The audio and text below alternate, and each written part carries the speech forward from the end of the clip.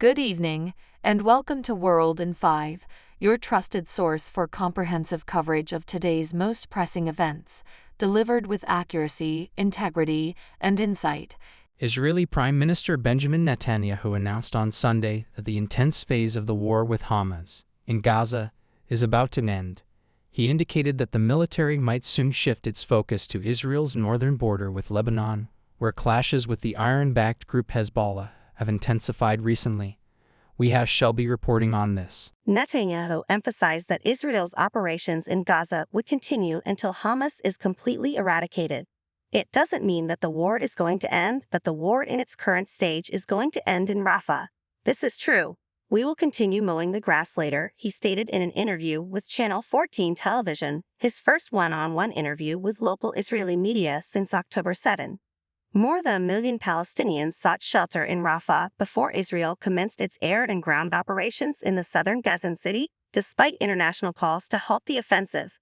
Since then, around 800,000 people have been displaced from Rafah, with conditions described by the United Nations Food Agency as apocalyptic.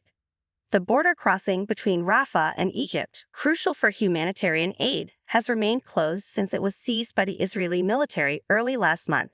International criticism of Israel's actions in Gaza has increased, particularly after the UN's top court ordered Israel to immediately stop its military operations in Rafah, labeling the humanitarian situation as disastrous. Back to you, John. Thanks for that update. China's military has the capability to isolate Taiwan, cripple its economy, and force the democratic island to yield to the Chinese Communist Party's demands without firing a single shot, a prominent think tank has warned. We have Anthony reporting on this. Concerns about the Communist Party's promise to eventually take control of Taiwan, using force if necessary, have grown due to Chinese leader Xi Jinping's increasingly aggressive stance toward the self-ruled island. These fears have been further exacerbated by China's refusal to condemn Russia's invasion of Ukraine. Traditionally, analysts and military strategists have focused on two main options for China to assert control over Taiwan: a full-scale invasion or a military blockade.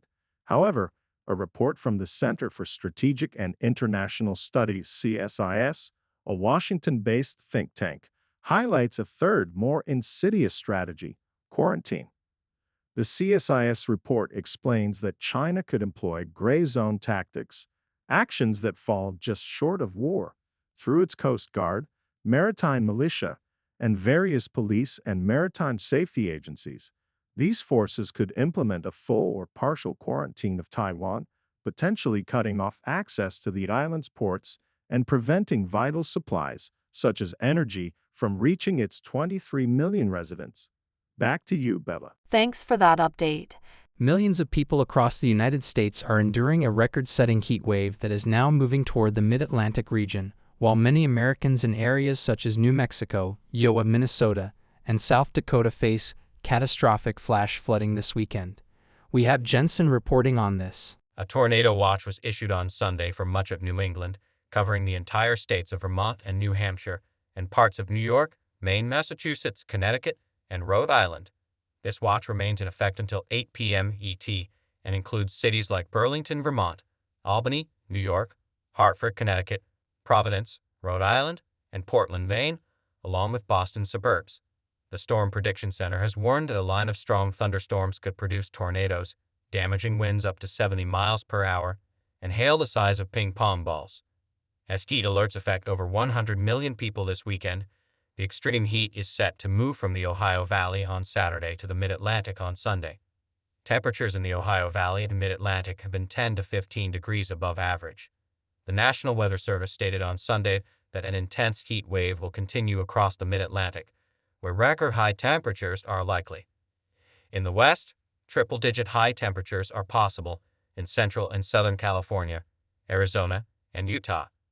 Residents in the affected areas are advised to stay alert for updates on weather conditions and to take necessary precautions to ensure their safety. Back to you, John. Thanks for that update. Extensive flooding in northeast Bangladesh has stranded approximately 1.8 million people, following weeks of heavy rainfall that have submerged homes and devastated farmland, according to state media and humanitarian agencies. We have Alana reporting on this. Footage shows large areas of Sylhet city and the nearby town of Sunamganj underwater, marking the second wave of flooding to affect the region in less than a month. The flooding was triggered by prolonged torrential rains and water runoff from the hilly regions upstream along the border with India, which caused 4 rivers to swell beyond their danger levels, according to the Water Development Board last week. In the hardest-hit low-lying areas of Sylhet, villagers have been seen wading through chest-deep water, piling their belongings to protect them from the muddy waters. There is growing concern for those trapped by the floodwaters, as they now face food shortages and a lack of clean water, according to local media reports. Back to you, Bella. Thanks for that update. Thanks for tuning in to World in 5 for your daily dose of news and updates. Don't forget to hit that subscribe button and turn on notifications so you never miss out on breaking stories and insightful analysis.